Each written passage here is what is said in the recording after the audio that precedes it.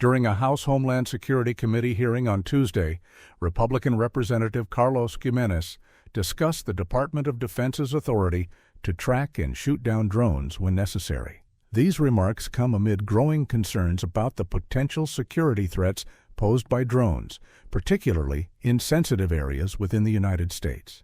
Watch until the end to get the main details and click the subscribe button and activate the bell so you don't miss the latest reports. Mr. Robbins, members will be recognized by order of seniority for their 5 minutes of questioning, and I recognize myself for 5 minutes of questioning.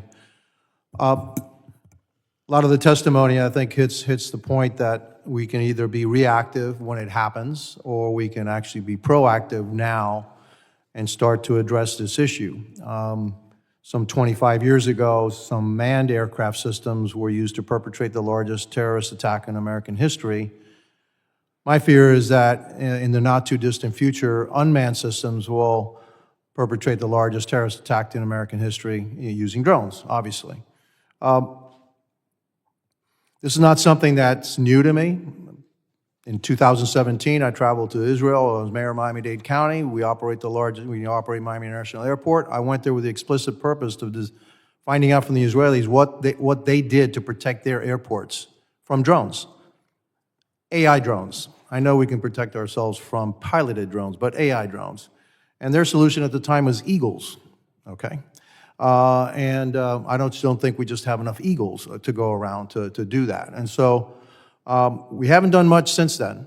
And drone technology has just gotten worse, gotten more and more advanced, and I think the threat is expanding. We talk a lot about authorities, and so let me put an assumption to you.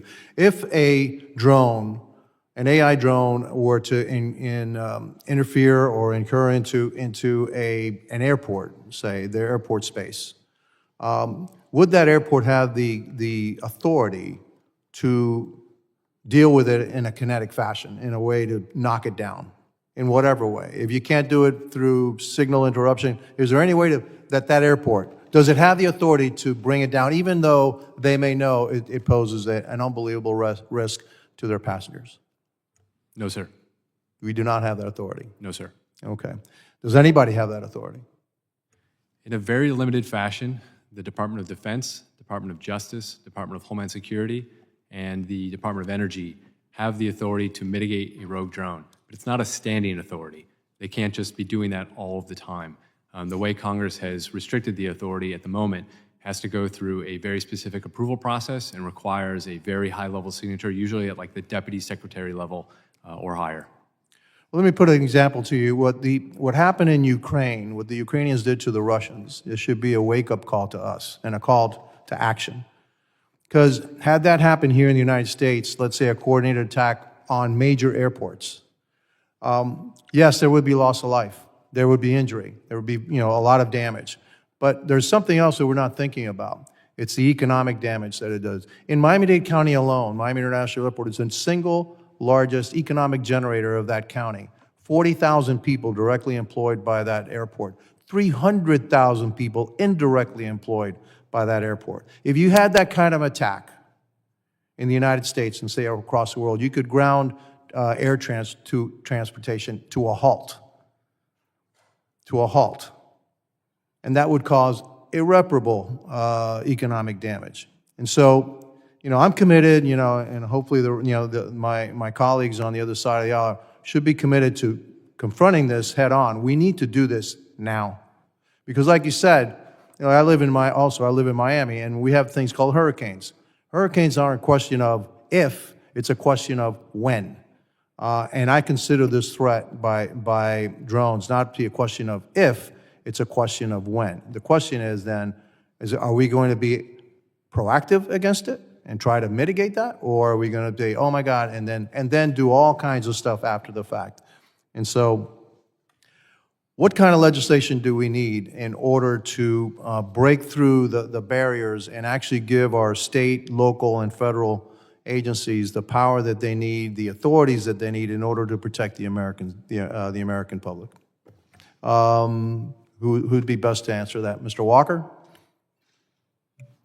Thank you, Chairman. I think I would challenge the presumption that the immediate need is to be able to develop a reactionary device or a reactionary element to the strategy. I think a more important component is that right now we don't have awareness of the airspace. So we don't necessarily know whether the drone and recently, as you know, in Miami, a drone was spotted at 4,000 feet above the Miami airport. The question was, what was that drone? Who was flying that drone? What was their mission? And so we can't automatically make the assumption that just because a drone is operating within 3 miles or 5 miles of an airport that is necessarily hostile. So we need to start with understanding what is in the airspace. Right now we have no integrated airspace management solution that tells us who's operating, what platform they're operating, and what are their intents. And therefore we also have no way to be able to authorize those flights and deauthorize those flights to be able to separate potentially hostile from non-hostile or friend from foe. So we have to start with, how do we identify what's in the airspace? Is it a threat? And then from that point, determine what we're going to. With the rapid developments in drone technology, the question remains: do you believe expanding the Department of Defense's authority to shoot down drones is a necessary step to ensure national security, or could it potentially lead to overreach? Share your thoughts in the comments below.